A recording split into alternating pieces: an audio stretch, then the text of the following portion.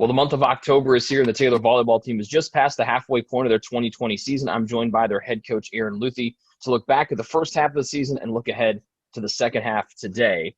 Coach, you started 2-6, but you've won 4 matches in a row to get back to 500. What's changed? Just started off a little bit rough. We had some injuries and issues to deal with early on, and we've been able to just work some of the kinks out, fine-tune some of the areas that we're playing much cleaner volleyball. We were kind of in our own way at the beginning of the season. We have gotten a couple of our players back who are healthy that were out early on with injuries, and we're starting to hit our stride, which is exciting. 2 of your seniors have played huge roles both on and off the floor, and Amanda Adams and Grace Isaacs. Amanda's second in the country in kills, 7th in kills per set. She leads the Crossroads League in both of those categories. And then Grace in the Crossroads League is 5th in hitting percentage and 7th in blocks per set.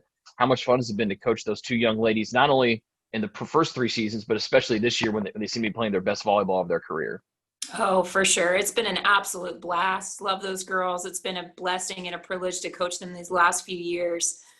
We knew that we needed them to step up big time this year for us and lead on and off the court, and they've just done a phenomenal job.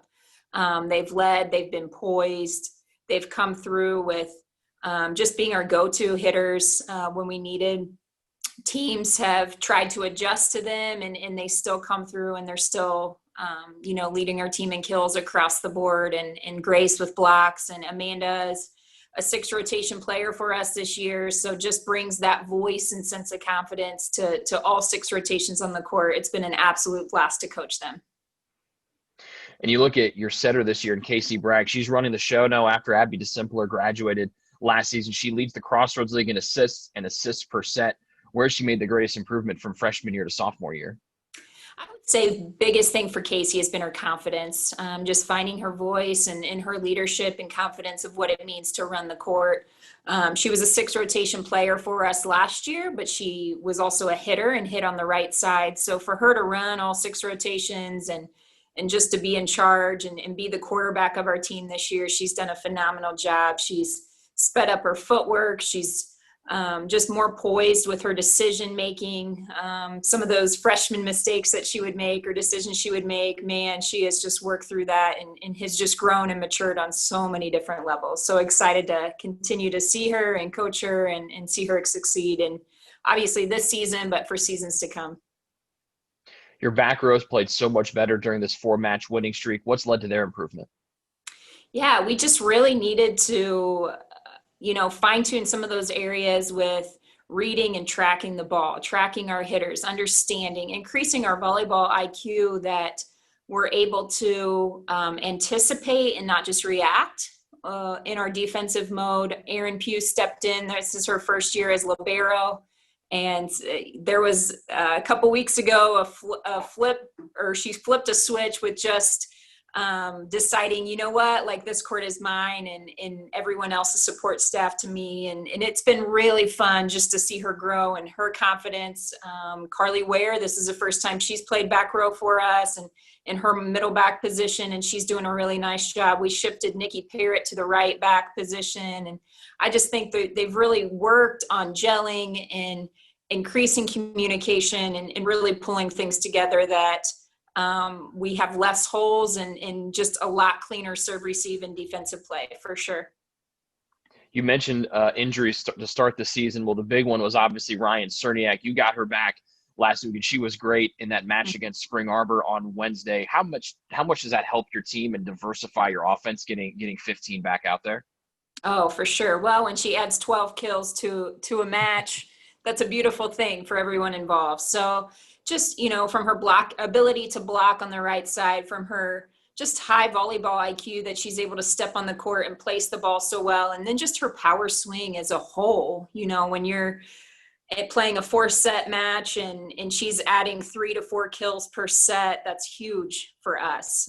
Especially when some of those early losses early on were by 2, 3, 4 points a set. It's just, we were a little crippled with not having as many hitting options when we're in the front row, and Grace and Amanda had to take on some more responsibilities and try to run some different routes, and just having that extra weapon in Ryan has been super helpful down the stretch.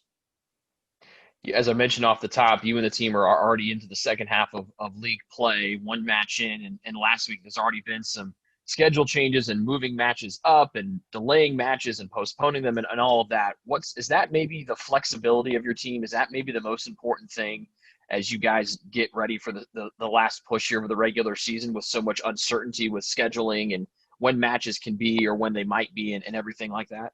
Sure, for sure. Our league across the whole within the sport of volleyball has been hit pretty hard this past week with COVID, and so fortunately we're a healthy team right now. So we're trying to do our best to reschedule matches and be flexible with what that looks like, so we can move some of our matches up earlier and make sure we get as many matches as we can in before the tournament season starts. So yeah, I mean, it's just speaking into the girls. We scrambled last week and had a 6 hours to prepare for Spring Arbor with a scouting report. We went into a practice blind with no scouting report for them. We scrambled to reschedule that match after another match had been postponed. And I think our girls are I'm so proud of them. I'm so proud and how they've rallied this season. They've been flexible. They've been versatile. They've had so much grace for the things that we've missed out on and we could easily be frustrated with and kind of grieve some of those road trips and things like that we haven't been able to do. But ultimately our girls are so excited to just be able to have the opportunity to play and do the best we can with the tools that we have. So yeah, just continue to speak encouragement into that, continue to speak into, we just do what we can right now. The uncertainty can be overwhelming, but if we just focus on the present and the reality of the moment, we keep moving forward and we trust in the things that we can control, and that's effort, going into practice in each and every day. And we are just praising Lord for every opportunity that we get to play, for sure.